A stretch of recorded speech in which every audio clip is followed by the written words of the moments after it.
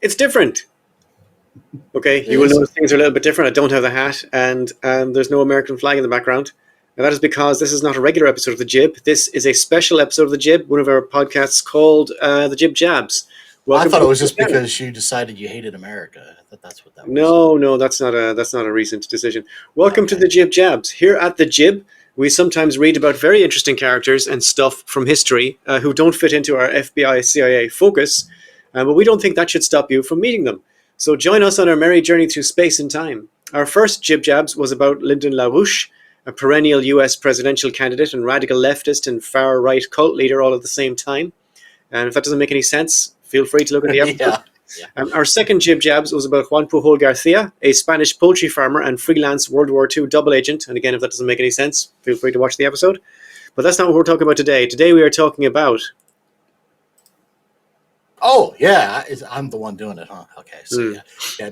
Barry has no clue what this is about. That's true. Apologies ahead of time. I think the last episode I did was... Sorry, just to interrupt you really quickly. That live on air sign is fantastic. Oh, thank you. My brother and clear. niece got that for me for my birthday. So It's brilliant. yeah. Sorry, carry on. Yeah. All good. Thanks. So again, Barry has no idea what this is about.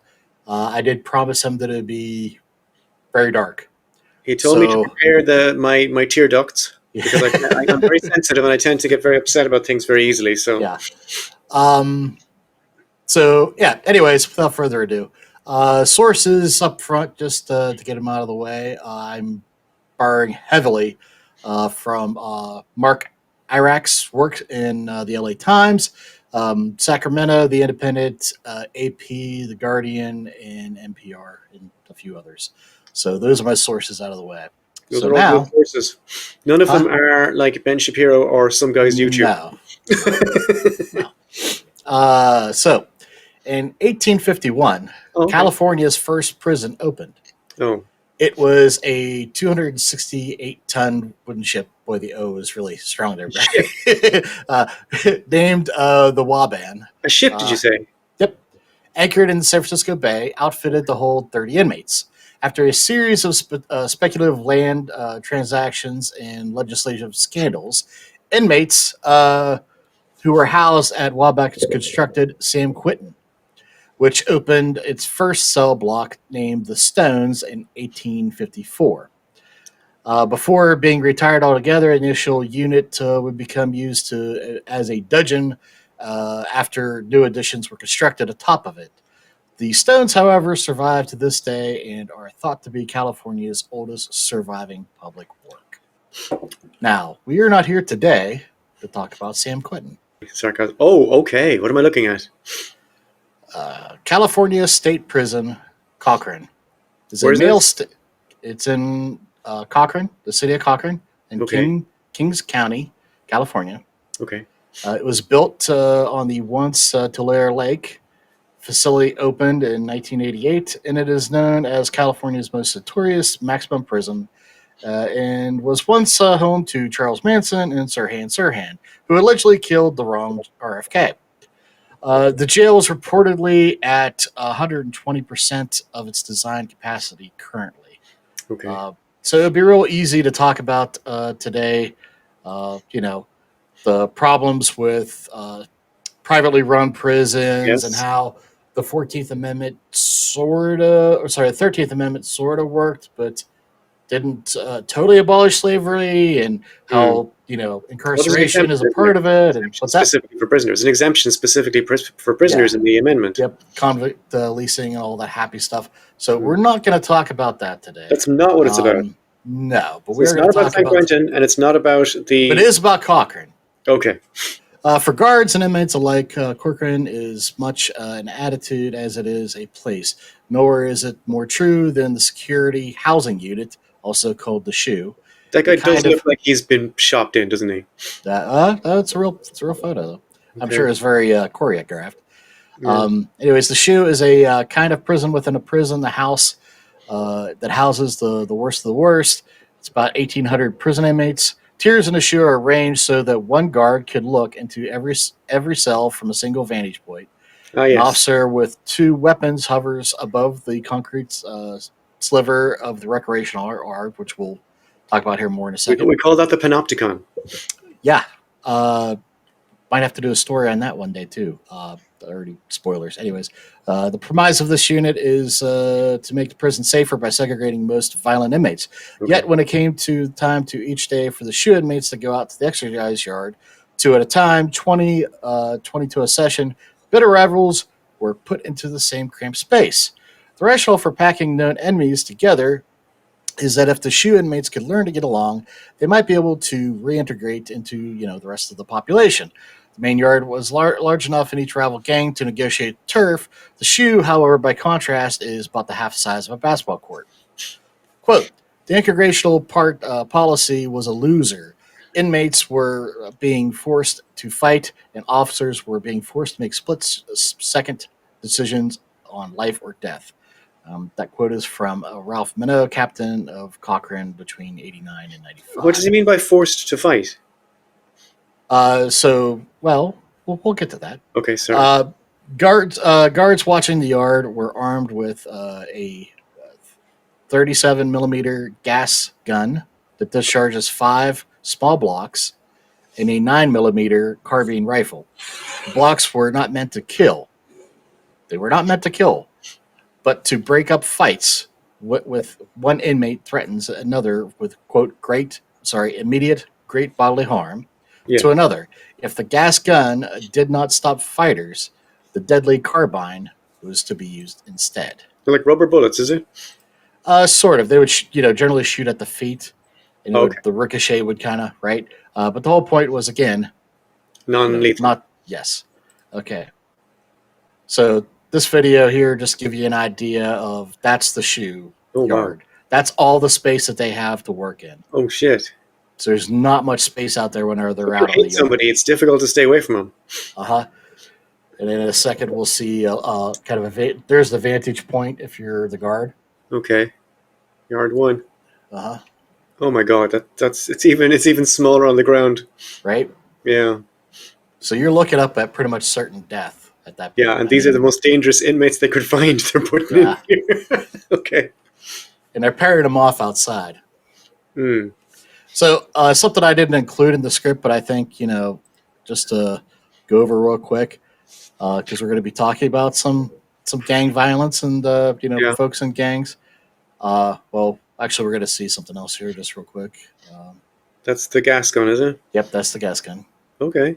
Well, it looks like it's designed for non-lethal, doesn't it? I mean, it looks non-lethal.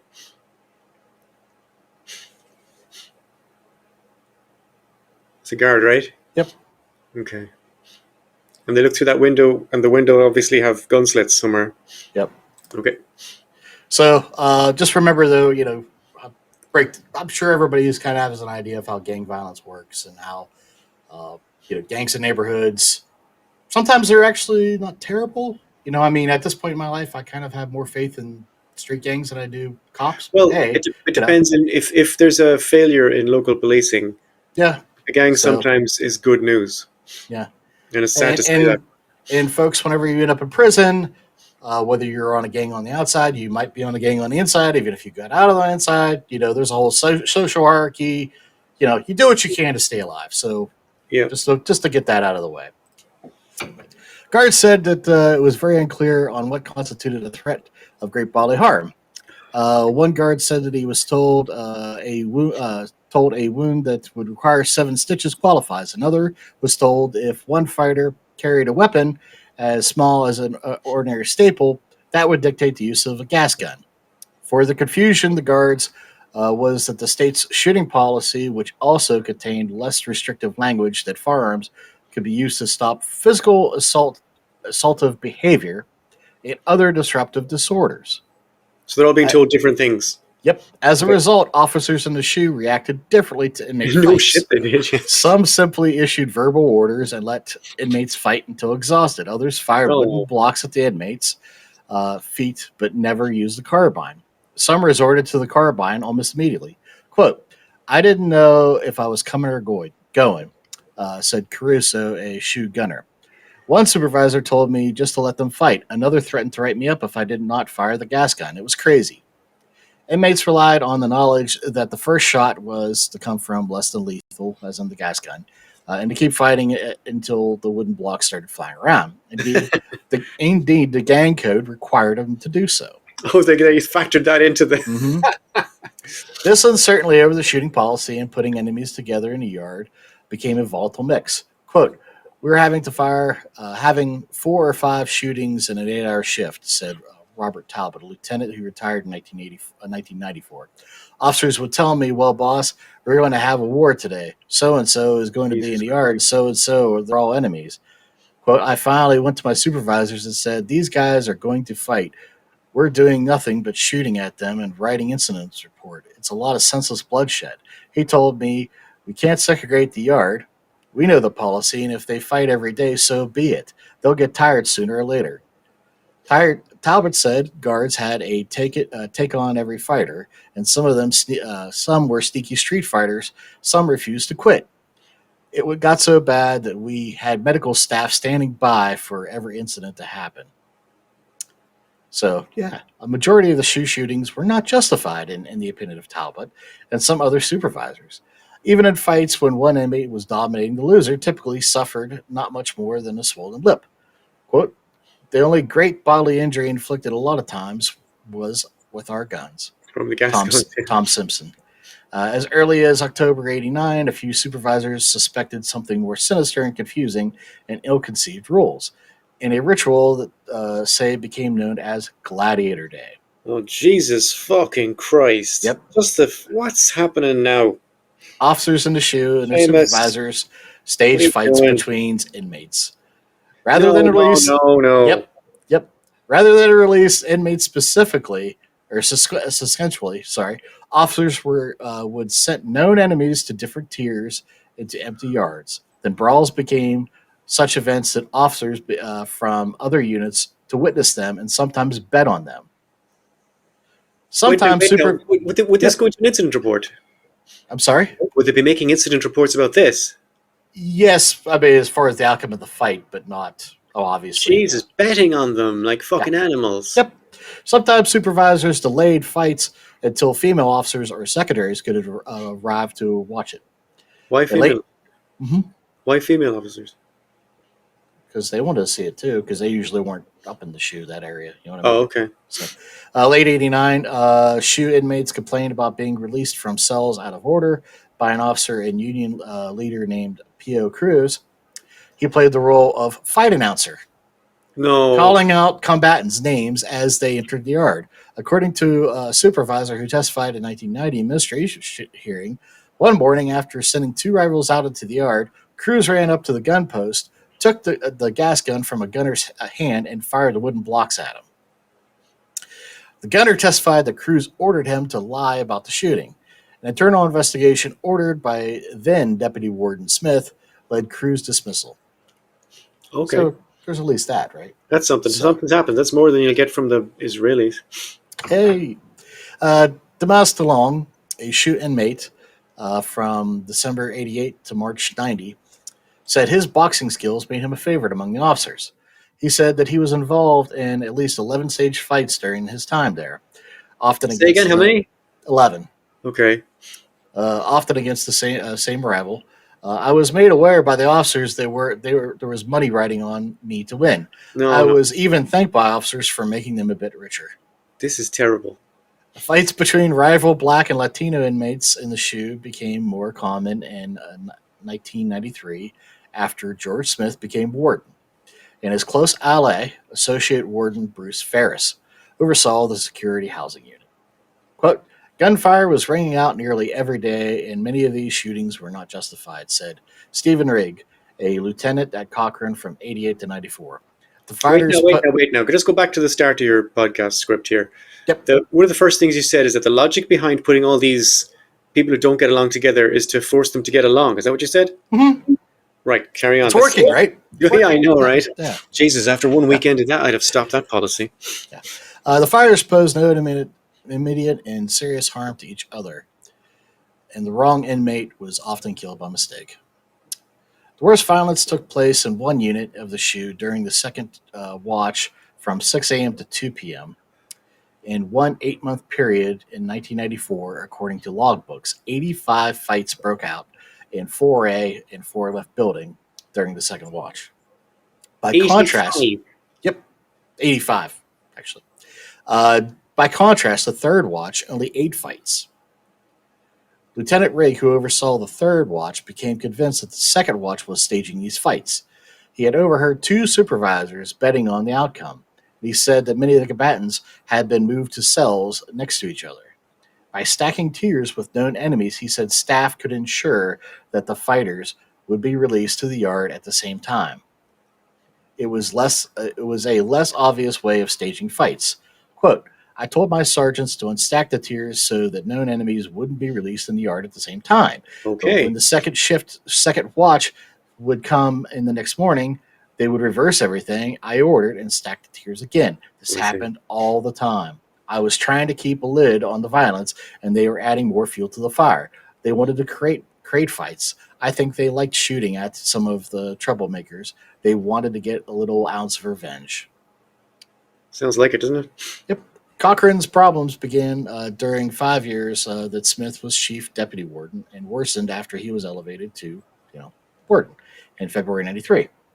He knew of abuses, they said, but didn't want to be bothered with the details. His nickname among the staff was Mushroom George, because in the words of one of the captains, mushrooms like to keep it in the dark.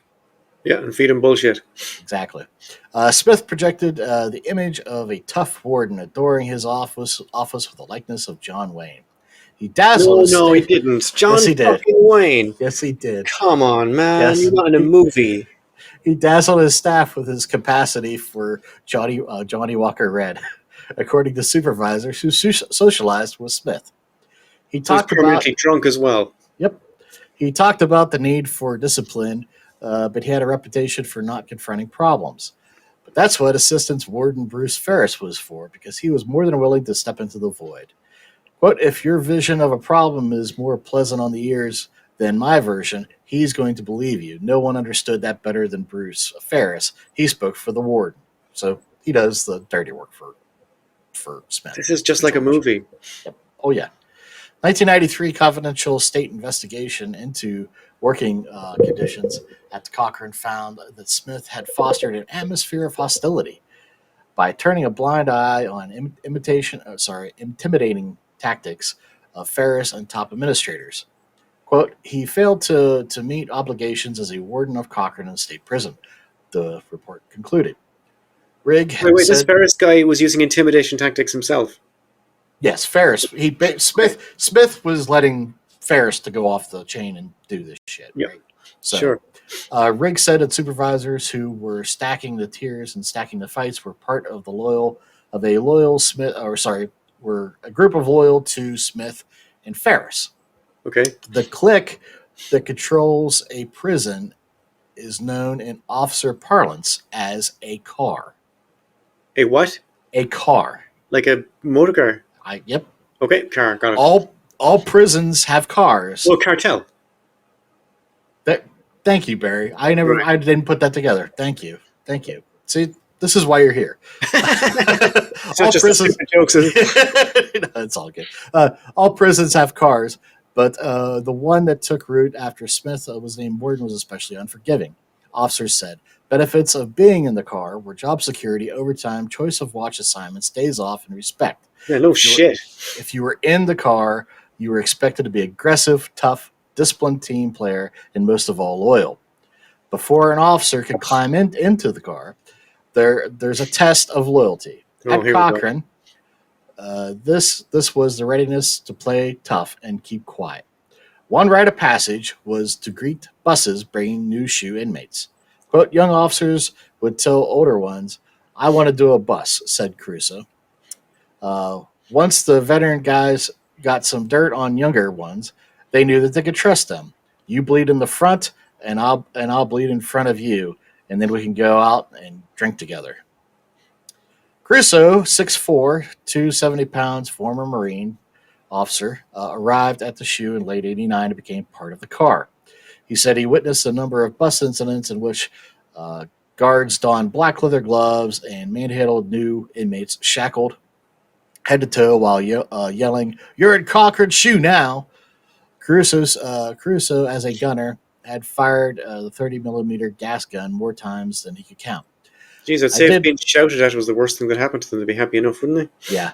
I did what I needed to do to stop a physical altercation. I did things the Corcoran way. His supervisors kept their end of the deal and backed up gunners. He said time and time again, Cochrane and other officers saw proof of internal solidarity. So, what's they? that Okay. sound like? Sounds like a it sounds like a cartel. Yeah, Yeah, sounds like the mob, right? Same sounds thing. like a mafia Yeah. operation. Yeah. Yep. When inmate Michael Mullins was shot dead by a shoe guard trying to stop a fight in April '93, A fight at that he least probably organized. mm, at least one captain and lieutenant protested that the wrong inmate was killed. The Both wrong the inmate.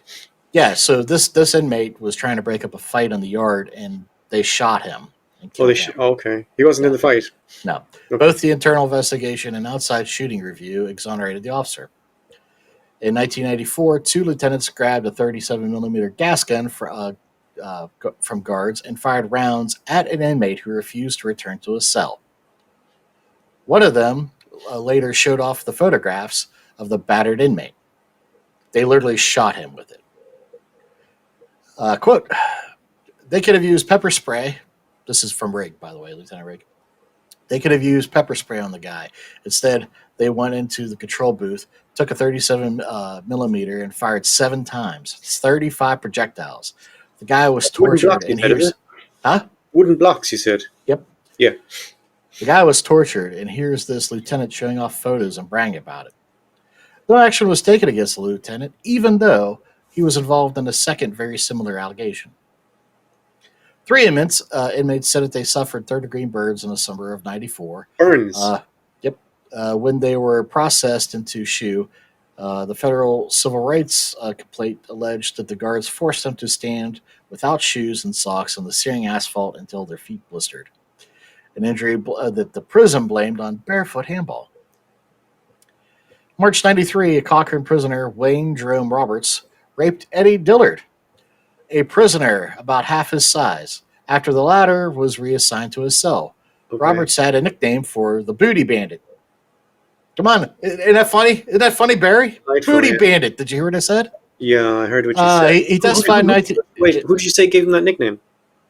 I don't know. Probably Okay, other sorry. inmates or maybe the guards. All right, carry Who on. knows? Yep. 99. The guards set up the attack. Is what Dillard said. He testified after Roberts was assigned to jail population.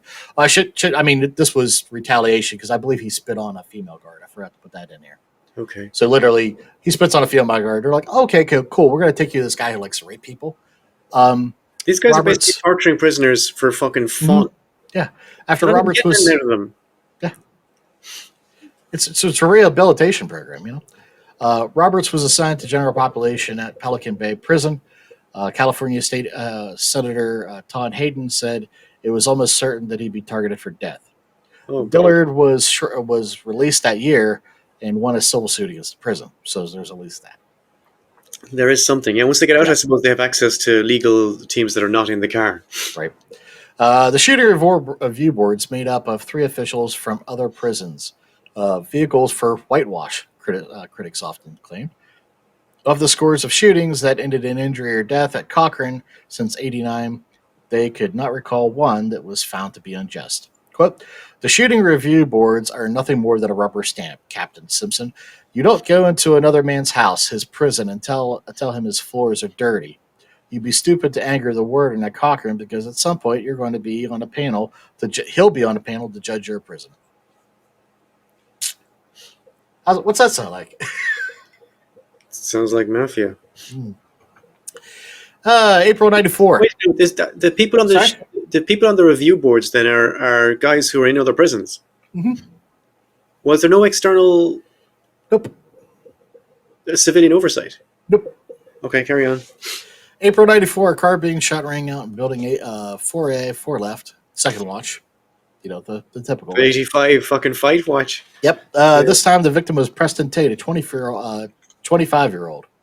He was a gang member from South Central LA. Although he was convicted for raping a teenager at a funeral home parking lot, so, We're not saying any of these people are good. We're saying that's not how you run a prison. I know. They're all And if scum, I assume. yeah, well, maybe not. They're all trash. I don't go that far. The official videotape at the center of a civil rights You don't get lawsuit into the against shoe Tate. and Corcoran unless you're a murdering bastard. Oh, then you're being tortured by murderers and bastards with badges. I'm not. Uh, No, I'm saying treat them well, but like Yeah. they're assholes. Tate and his cellmate are. Tate and his cellmate are seen. No, it's all good. Are seen waiting for the charge of 2 Latino gang members. So, right, him and his buddy are standing there. Two other folks are charging him, and the next thing you know, the shot rings out. Tape shows shots being fired into the brawlers when Tate being hit in the head by the bullet intended for the aggressors, according to the incident report. Riggs said he believed from the beginning that the Tate fight had been arranged. It had happened in 4A4 left, the so-called shooting gallery. Tate, oh, come on, they could shooting gallery. Yeah. Come on, man. When he arrived at work, Riggs saw a lieutenant schooling the gunner on how to write up his report. The shooting review board exonerated the gunner. Of course Riggs said he had learned later that a number of supervisors had gathered in the control room before the fight, a telemark of Gladiator Day. Okay, look, hang on. Wait now. Do none of these guys have lawyers? Do none of these guys have access to the ACLU? Do none of these guys have access as far as the legal counsel? As far as the prisoners? When your lawyer comes to see you on Thursday, you could say they're arranging fights here. I don't know, nobody's really squealing. I believe Dillard might have mentioned the guy that got raped. I think he might have mentioned some of this, but I kind of did. The guys are afraid of being like. It didn't really come out until later. So. They don't want to be because bitches get stitches or whatever, is it? Yeah. Right. Sure has a lot to do with it. Okay. So yeah, indeed, there was a fight that morning between another pair of rivals. One of the inmates had come to the watch a woman from another unit. At the last minute, the gunner on duty had been replaced by a more experienced gunner. Mr. Tate was a loudmouth and very disrespectful to staff, but the man didn't deserve to die. Sorry, didn't deserve to be murdered. That's from Rigg. That's fair enough. After the Tate killing, Rigg and a small group of bewildered supervisors made several appeals to Warden Smith and Associate Warden Ferris. They argued that most of Cochran's troubles could be checked by tightening the shooting guidelines and not placing rival gangs in the shoe yard, but Smith and his staff refused to budge. According to internal memos, insisting that Director Gomez's office in Sacramento, which would be from the Department of Corrections, was firmly behind them. Rigg and others tried appealing to David Tristan, the director under Gomez, but Tristan reiterated the administration's support for integration and shooting policies practiced at Corcoran. Frustrated, Rigg and Talbot began holding shooting classes to remind officers under their command that serious bodily injury had to be imminent before they had to use the gas gun. Rigg said that he was told to stop classes. Quote, "Warden chastised me and threatened to fire me." For holding shooting classes? Yep. Okay. These people are corrupt as fuck. Yep. Riggs and others forwarded complaints to the Department of Corrections, but some felt the director Gomez was reluctant to clean house at Corcoran for fear of angering the powerful Corrections Officers Union. In 1990, California Correctional Peace Officers Association controlled more than $1 million in the re-election of Governor Wilson and key legislators, both parties. Quote, "The union was very strong and militant at Corcoran," said Captain Minot, a former union board member. Sacramento didn't want to believe there was a problem, and it took a long time for the light to come on. Okay. Yeah. Rigg said he felt he needed an ally from the gunner's ranks. He picked Caruso, a fellow Marine under investigation for firing a single round of wooden blocks at an inmate. Rigg figured Caruso's transgressions paled in comparison with the others that had gotten away and called him into his office. Caruso filed a grievance against Rigg the day before and was skeptical. Quote, "I felt harassed by Rigg because he was telling me not to use the 37 millimeter. I told Rigg, I don't trust you. You bleed for me and I'll bleed for you. And that's when he reached into a file and pulled out photos of inmates tortured by the 3 millimeter. Here, he said, this is what the Oh, the lieutenant who's 37 going millimeter. with the gas gun. Okay. This is what the lieutenant who's going after you did to an inmate. Take this in front of your hearing board and ask them, why are you pushing a case against you and ignoring a case against the lieutenant? So you remember that, whenever he shot the guy? Okay. That night, Caruso and Rigg talked on the phone until 2 a.m. about the Tate killing and other rumored bad shootings. The next morning, Caruso drove to the library and found a newspaper account of the Tate killing. My jaw dropped. The prison press release said that Tate was the aggressor and that he was shot after falling to heal all the warnings. Even the incident reports said he was the victim. So now he's pissed. At Rigg's request, Caruso gathered key files from the prison offices. They made plans to go to the FBI. Ah, okay, here we go. Yep. First, the FBI is not under the thumb of the Department of Corrections in Sacramento, no. is it? Nope. First, Caruso wanted to see Warden Smith. I said, I'm here to show you my loyalty, George. I told him everything. Everything I did.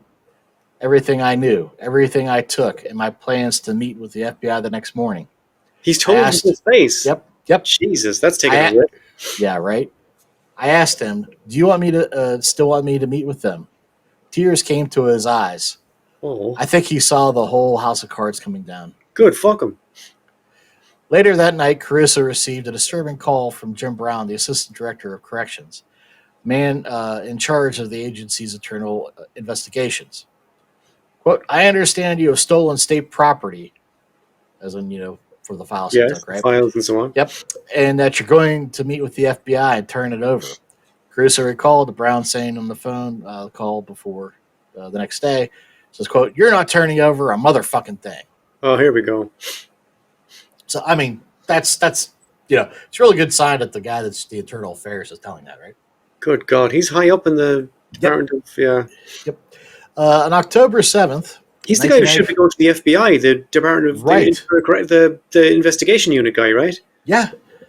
October 7th, 1994, 2 FBI agents knocked on Caruso's door. They informed him that the prison felt that the evidence had been stolen and state investigators were coming with a subpoena. Caruso stepped out the front doors, agents on either of his side, when the prison investigators arrived.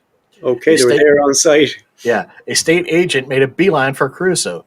Did you give him the stuff? The investigator said. Yeah, Caruso said. I gave him the stuff. Where are you taking him? One of the investigators demanded. You don't need to know. One of the agents replied. We're handling the investigation and you need to back off. But the investigators wouldn't back off and wouldn't be put off so easily. As Caruso and the FBI drove off, the state cars followed.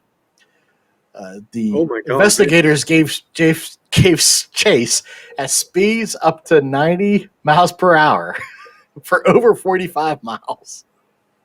Jesus. These FBI agents were not used to that. Yeah. Once Caruso and the agents were inside. We're on your side, you fuckwit. Right? They're on the same team. Well, supposedly, right? Once they were inside the FBI HQ in Fresno, the investigators burst into the lobby demanding that Caruso and the evidence be turned over to them. After the supervising FBI agent threatened to arrest them, they finally left. Oh, man, that would have been a scene if they arrested the investigation unit, yeah. Yeah. That would have been the end of it right there. Exactly. I wish that they did. That would have been great. Caruso found himself transferred to the kitchen duty, the sole officer watching over the shoe inmates, some of which he had shot at previously. Warden Smith called a staff meeting and compared those cooperating with the FBI to children throwing rocks and then hiding behind their mother's skirts. The associate warden announced at a staff meeting My mom is the FBI. Yeah. That Minnow should be shot or killed, according to a prison memo. Minnow was the head of the union at the time. Oh, that's not Captain. Yeah. Oh, it is Captain. Okay. Yeah. June 21st, 1995, nearly a year into the FBI investigation, 3 dozen officers, including the group known as the Sharks, for the reputation for attacking without warning, waiting for a busload of black inmates from Capolitary Prison. Some don black leather gloves and place tape over their name tags because that's what good guys do. According to the Department of Corrections inquiry, the greeting party wanted to teach the new arrivals a lesson. Associate Warden Ferris, Captain Lee Fouch, had also false rumors circulated that 36 inmates assaulted guards and were hiding weapons in their braided dreadlocks. As the bus pulled into Corcoran, witnesses saw the sharks doing warm-up exercises and stretching. The shackled inmates were pulled off the bus one by one and run through the gauntlet of fists, batons, and combat boots. Some were poked in the eyes, pulled by the testicles as guards shouted racial epithets. Leave my testicles alone, man. Are you surprised by the racial epithets? I mean, these guys are just fucking fascists. Yeah. Others were rammed into windows and walls. Lieutenants and sergeants joined in, often to lead the assault. It's just off the bus. They haven't said and done anything. Nope. Christ almighty. As a final thought, guards with clippers sheared off the inmates' hair and beard. Some injuries included fractures were not treated for almost a month. That's enough time to set wrong. Yep. March 1996, 8 Corcoran staff were fired as a result of the How is this fucking Corcoran circus allowed to continue? Every time you say New Year, I'm like, what the fuck? Get used to it. 1996. 1996. Go on. They've only been opened up. Remember, they opened up in 88. Yeah, you showed me the photo. 1988. So we're like, what, 8 years in? And there's an FBI investigation, or at least a year in. 2 now. There's 2. There's 2. Oh, they're still pulling this shit. They must think they're bulletproof now. Yeah. So 8 people got fired. Among them was Assistant Warden Bruce Ferris, Captain Fouch. Yep. All 8 of the fired personnel filed appeals. In May, the administration law judge Jose Alvarez modified the disciplinary actions of 5 of the guards. 1 lieutenant had his termination changed to a 60-day suspension.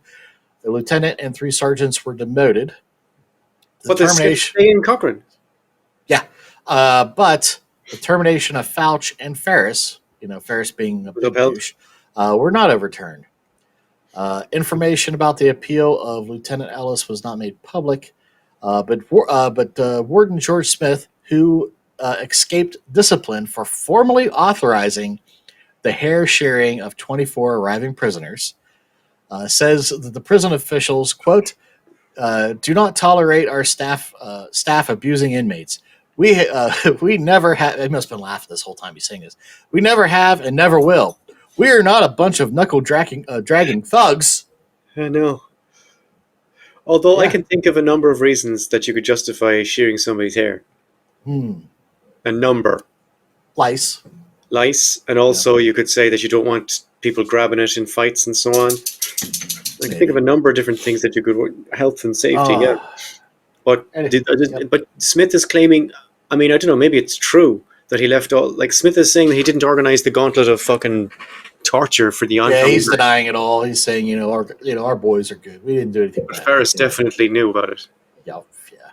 / organize it. Well, Smith is the one that told him to do half of it too. I mean, come on, they both knew. Yeah, but you said Smith. The only thing that they have, the only document they have, is the signature on the hair stuff. Yeah. Okay. A year after this, Sacramento clarified the shooting policy that curtailed the use of deadly force. Corcoran stopped mixing rivals in the shoe yard. Not a single inmate had been shot. So that's the end of the problem. Since. Short podcast today. No. We're on. Well, just so you know, we're on page 13 of 18. Brilliant. So we're getting there. Quote, this is what we should have been doing all along. Yeah. You told me, wait. Seamus, did you say you had 70 pages, 70? I had almost 100 at one point. Okay, he had almost 100 pages. And this is a common thing when either of us are writing podcasts, is he had 100 pages, and for you good people, he's bounced it down to 18. All right, carry on. I'm skipping a lot of shit. Yeah, anyways, of course you are. This is what we should have been doing all along, and the fact that the shootings are way down proves our point, said Captain Simpson. Yes. February 1998. 8 Corcoran correctional officers and supervisors were indicted on federal criminal civil rights charges in connection with inmates' fights that occurring on Corcoran in 1994. This is the Gladiator days, the shooting, shooting a tape. It's historic stuff. Yep. Warden Smith 60 at this point, retired in July, citing birthday. poor health. Declined to be interviewed by the LA Times, but in a short phone conversation denied that he had lost control of the prison. Quote, I'll admit that some of my staff have gone crazy, but it was only a few who screwed up. We've got 1,700 good employees. Of his former employees that had gone to the FBI to report in-grade abuse, Smith said, they're disgruntled employees. It's that simple. Well, thanks, George. Thanks for clearing that up. Okay, that's the end of that then. Yeah. The prosecution was hampered by the judge pre-trial rulings barring any testimony about code of silence among correctional officers and the fear of being It's blackmailed ironic. or It was a code of labeled silence. a rat. Code of silence. Yep. Federal prosecutors said that during the trial might have helped the jury understand why at least one former guard called a government witness backed away from her grand jury testimony. The witness then went out of her way to praise the accused officers in open court. Federal prosecutors knew that taking on correctional officers in the state's conservative farm belt, where half a dozen sprawling state prisons light up the night skies and where guards doubled as little league coaches. So that's Their argument is that the lady was obviously got at and intimidated. right, but they wanted the guards, to. and the They rest wanted to of be the, able to say that, but the judge is like, no, Sure. we can't do any of this kind of. Yeah. and the rest of the guards, they're saying, the little league coach, they're saying that these guys are too embedded in the community to do anything about them. Well, this is what they were worried about going into the trial, right? Okay. Because it's basically you're holding court in a community where these people were embedded in the community, right? Okay. It's a very conservative area, right? Sure. So, federal prosecutors knew. Did I already say that? Yeah. Their worst fears seemed to be realized when Judge Isaiah, I'm not going to get that right, allowed several people to sit on the jury even though they had reasons to lean towards the guard's side, including juror Doreen Delt, a correctional officer at Mandarin County Jail, and another juror whose application to be a state prison guard was pending. Wait now. Surely, forget about the fact that just surely in any case, any correctional officer should be exempt. Uh-huh. In any jury, ever. Mm-hmm. Never mind a case about correctional officers. It's kind of weird, huh? Cops are exempt from jury service, right? Yes. For the same reason. Yes. It's stupid. You can't. Oh, come on, Seamus. What's happening in your country? Yep. From 1989 to 1994, 7 inmates were shot to death.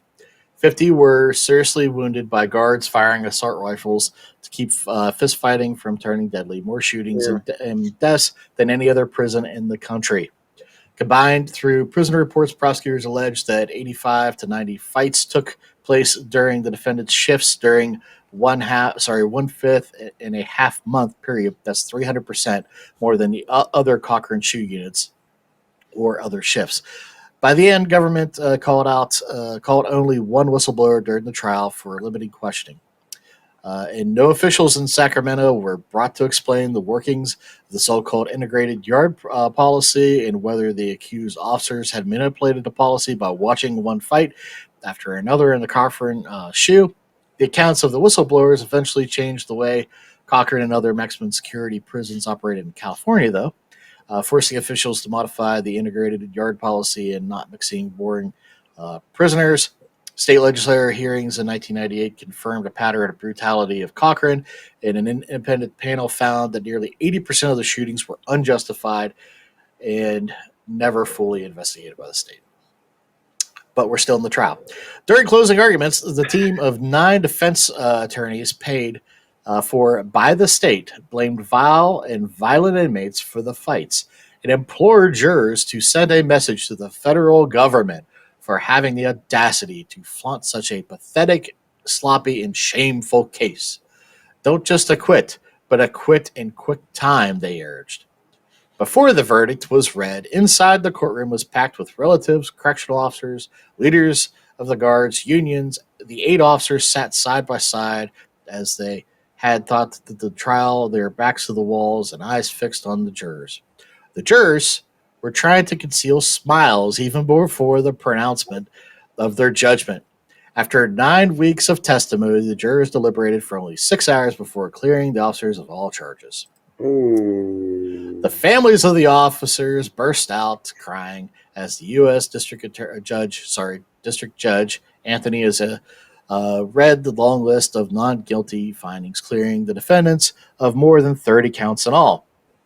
When the judge was finished, the last not guilty, one of the defense attorneys slammed his fist onto the table and shouted, "Yeah!" The guards began hugging each other and sobbing. Well, I'm proud of my country, but I'm ashamed of my government. I mean, I'm sure he probably didn't have a southern accent in California, but I'm going with it. That's Michael it's Gibson, highly one of the appropriate. officers. Yeah. He compared the trial to Salem witch hunts. They put a skeleton on put on a skeleton prosecution, and they had 60 witnesses on the list, and they called only 9. Then he began to laugh. The government started out with nothing, and we took them on an e-ticket ride to Disneyland. Yeah. Boom. Right? 80% of those murders fucking... Yeah. Assistant Attorney Carl Fowler and John Conklin declined discussing the jury's finding. We absolutely accept the verdict of the jury. They have the final word in our system. I do want to assure everybody that the office and the FBI will continue to pursue cases of this type and any violations. Jeez, the FBI must have been raging after that system. You would think. Juror Doreen Delt, remember the correction officer? Yes. Rejected any suggestion that the short deliberation meant that the panel had not given proper weight to the prosecution's case. She said that the jury twice watched the videotapes of one of the prison shootings, closely scrutinizing duty logs from the unit and pored over the material. It was amazing that the case ever got to this point. You got to have some meat in the soup. We could see from the beginning there was no substance. Yeah. So Christopher Betha, another the actual trigger man, the one that killed Preston Tate, they were able to figure out in 5 hours that the federal government couldn't figure it out in 6 years. Another juror, Charlene Hefner, who is married to a retired California prison guard, said that the case was shallow. Some of the defendants wept in relief and wiped tears from their eyes. There's at least 3 jurors we know that are compromised, right? At least. That's before we start going around worrying about intimidation and so on. There's 3 that are before we... Oh, man. Yep. That's a mistrial. Yep. So there's, later they appeared giddy and embraced the jurors in bear hugs. At least one juror had a photo taken with the defendants, and another collected the guards' autographs. America. One of the defendants. You expect more from California, wouldn't it? It's not a red. Well, it's a red area that they're in, so I guess. One of the defendants, Jerry Alvarez, I'm going to get that wrong, said a cloud had been lifted by the verdict and expressed uncertainty about returning to the prison when it was worried about retaliation from the prisoners. Yeah, he's the one that should be worried. Yeah. He swore that he would never work again inside a security housing unit. The shoe.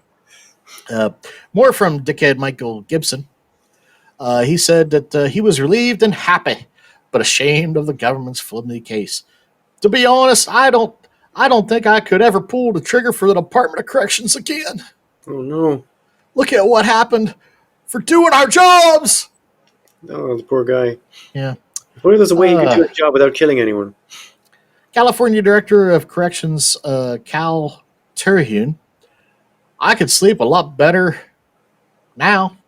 I've consistently indicated support for those officers because I spent a lot of time reviewing the case and documents, and I could never see they were responsible for any misconduct.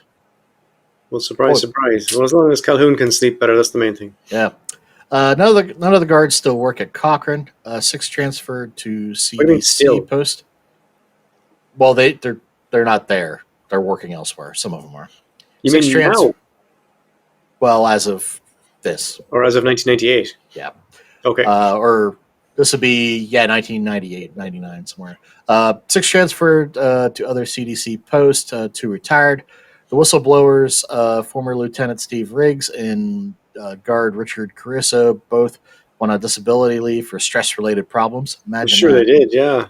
Jesus, I imagine your man must be shitting himself on the daily, Riggs. Yeah. The pair found it impossible to work in any other California prison because of other guards ostracizing them for breaking the code of silence. After retirement, Warden George Smith took on a new career as a karaoke singer, in which he won many contests for his performances of Hank Williams Jr.'s song Family Traditions. He died in 2004. Okay. As of 1999, California had paid out several large prison brutality settlements for incidents at Corcoran, including $2.2 million for inmate Thomas, paralyzed for life in a shooting in '93, and $825,000 for the killing of Tate. Okay. Subsequent, Corcoran has been featured in at least 2 episodes of MSNBC's Lockup Inside Corcoran, which was aired in 2003, That's Return to good. Corcoran in 2005. In July of 2013, many inmates in Corcoran participated in a statewide hunger strike protesting the use of solitary confinement.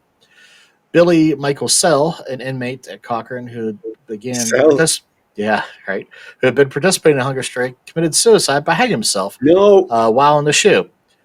He had been protesting since from July 8th to July 21st. Sell's death caused significant controversy as inmates advocates reported that fellow prisoners had heard Sell asking for medical attention for several days Oh, come before on. his eventual suicide.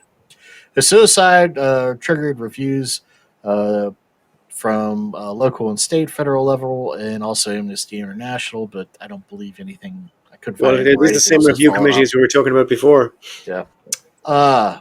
Between 2019 and 2028, at Oh, least 3 California prisons, Corcoran, Correctional Training Facility in Soledad, Pleasant Valley State, all have been accused of returning to the days of gladiator days.